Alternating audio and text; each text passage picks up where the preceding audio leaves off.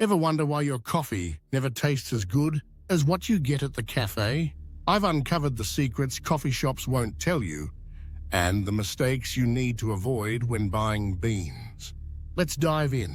I remember my first real eye-opener with coffee. I had grabbed a bag from a local shop that seemed promising.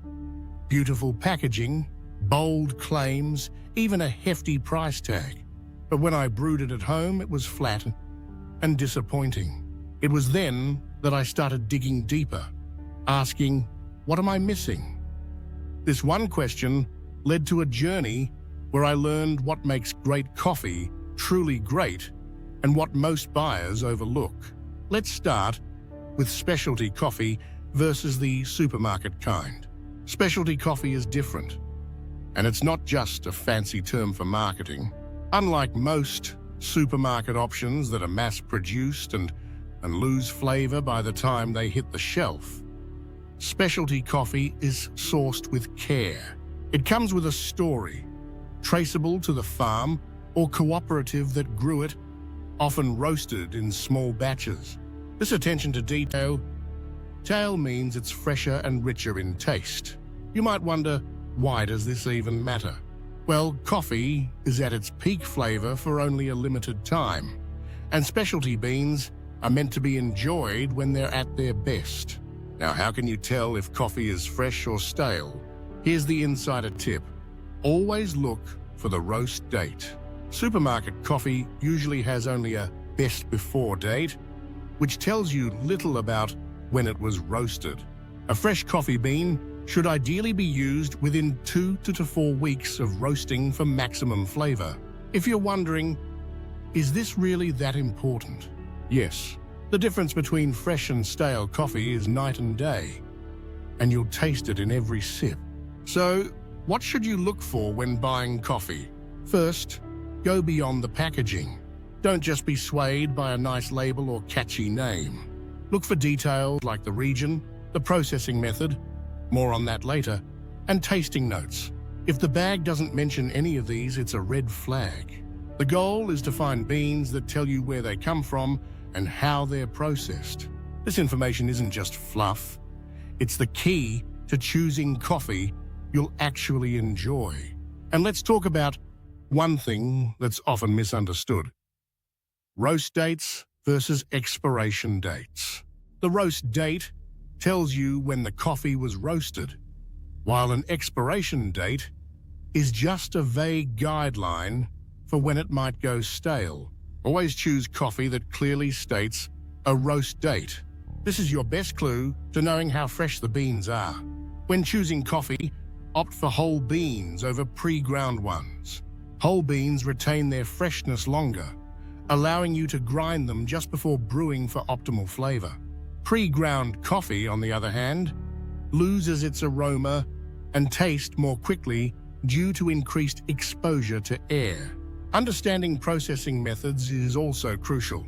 Natural or dry processing involves drying the whole coffee cherry, imparting fruity and complex flavors to the beans. Washed or wet processing removes the cherry's pulp before drying, resulting in cleaner and brighter flavors. Knowing these methods can help you select a coffee that aligns with your taste preferences. Another factor to consider is the origin of the coffee. Single-origin coffees come from a specific region or farm, offering unique flavors characteristic of that area. Blends combine beans and from multiple origins to create a balanced flavor profile. If you prefer distinct and varied tastes, single origin might be the way to go. Altitude, soil, and climate also influence a coffee's flavor profile. Beans grown at higher altitudes often have more acidity and complex flavors, while those from lower elevations may be fuller-bodied. Understanding these factors can guide you toward a coffee that suits your palate. Specialty coffees are often more expensive due to the meticulous processes involved in their production, from selective harvesting to careful roasting. This attention to detail enhances the quality and flavor of the coffee making it worth the investment for many enthusiasts. To avoid common mistakes, always check the roast date, choose Old Dia's whole beans, and be mindful of the processing method and origin. By paying attention to these details, you can select a coffee that not only meets but exceeds your expectations. To make your coffee taste as good as what you'd get at a cafe, we need to tackle the gaps. Why does coffee from your favorite shop always seem richer and more balanced? The answer often lies in the grind size and water quality. Most home brewers don't realize that using filtered water can make or break the flavor. Tap water, especially if it's hard, can dull the coffee's taste. A simple switch to filtered water can bring out the true essence of your beans. Now let's talk about grind size. A uniform grind is crucial for even extraction. If you've ever found your coffee to be too bitter or too sour, the grind size might be the problem. Invest in a burr grinder for consistent results. The difference is noticeable. Trust me, once I started using one, my morning brew transformed from average to cafe-level quality. Here's a secret coffee shops don't often share: how they store their beans. If you're keeping your coffee in its original bag after opening, you're missing out. Coffee beans need to be stored in an airtight container away from light and moisture. Even the best beans can lose their magic if not stored properly. Let's clear up some common misconceptions. Have you ever heard that dark roasts have more caffeine than light roasts? That's not true. Light roasts often retain more caffeine because they're roasted for a shorter time. Another myth? Thinking organic coffee is always better. While organic beans can be great, it's the sourcing and processing that make the real difference in flavor and quality.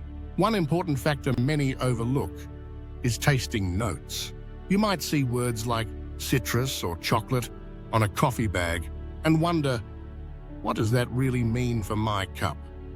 These notes guide you in finding coffee that matches your preferences. Fruity notes often mean higher acidity, while chocolate or nutty notes indicate a fuller, smoother body. If you're not sure what you like yet, experiment with a few varieties and keep track of which flavor profiles resonate with you. Why are some coffees pricier, and is it worth it? High-quality beans require more careful growing and harvesting processes, often at higher altitudes and with more attention to detail. This meticulous care results in complex flavors that cheaper beans just don't have. If you value a unique, satisfying taste, paying a little extra can be well worth it. Here's an insider tip: seasonal buying. Coffee, like any crop, is seasonal. Beans from different regions are harvested at different times of the year. When you buy from sources that rotate their stock based on harvest times, you're more likely to get fresher coffee. This can be a game changer for your taste experience. Finally, to make your home brew taste like a barista made it, consistency is key. Use the right coffee-to-water ratio, ideally 1:16 by weight. Pay attention to your brewing temperature as well. 195 degrees to 205 degrees is the sweet spot. These small adjustments can make your morning coffee go from good to great.